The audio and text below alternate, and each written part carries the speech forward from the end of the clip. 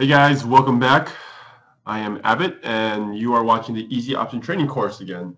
I want to thank you guys for joining me in my series in teaching you guys how to trade options. In this video, I want to talk to you a little bit about what is an option. And two different types of options that are out there. So to get started, what is an option? Well, option is a contract that allows the buyer of the contract to buy or sell an underlying security, such as stocks. The three main important things of an option is the underlying security, say like Apple stocks or the S&P 500 ETF stock, the specified price, or what we like to call the strike price, and the expiration date on the option. So there are two types of options. We have the call option and the put option. The call option allows the owner the right, but not the obligation to buy an underlying security at a certain price and time. While the put option is very similar, but the owner of the put option has the right, not the obligation to sell an underlying security at a certain price and time. It is important to know that as the owner of the option, you have the right, but not the obligation. And that's important because you don't necessarily have to exercise your rights. And exercise is a key term that is used in the option world. So exercise means to put into effect the rights specified in the contract.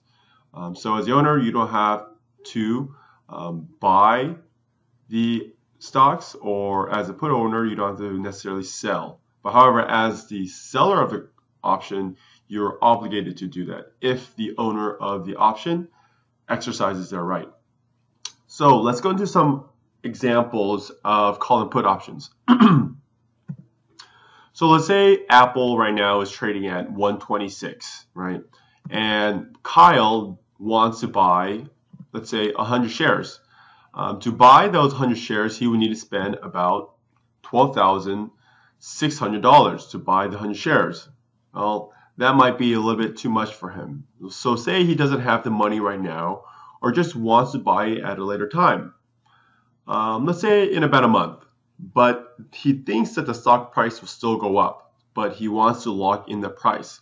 So what he can do is buy a call option, which allows him to buy 100 shares of stock at 126. The call option right now, let's say, is $400. So what can happen is, let's say Bob, the seller of the call option, can go into agreement with Bob where he is obligated to sell him 100 shares of stock in a month from now if Kyle decides to buy the shares. Because Kyle has the right but not the obligation to buy the shares. So Bob gets the $400 for the contract, and now Kyle owns the call option. Now let's look on the flip side, where on the puts. So puts are very similar to call, except now if Kyle owns the put option, it allows him to sell the stock at a certain price. So he can buy the put option, which allows him to sell 100 shares of stock at 126. So again, let's say the put option contract is $400.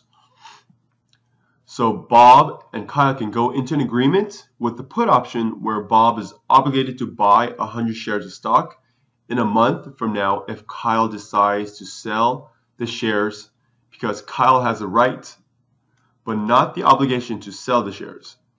So Bob will get the $400 for the contract, and now Kyle owns the put option. So there are always a buyer and a seller within the agreement of the options. So to give a quick recap, the call option, the owner has the right but not the obligation to buy the underlying security at a certain price and time.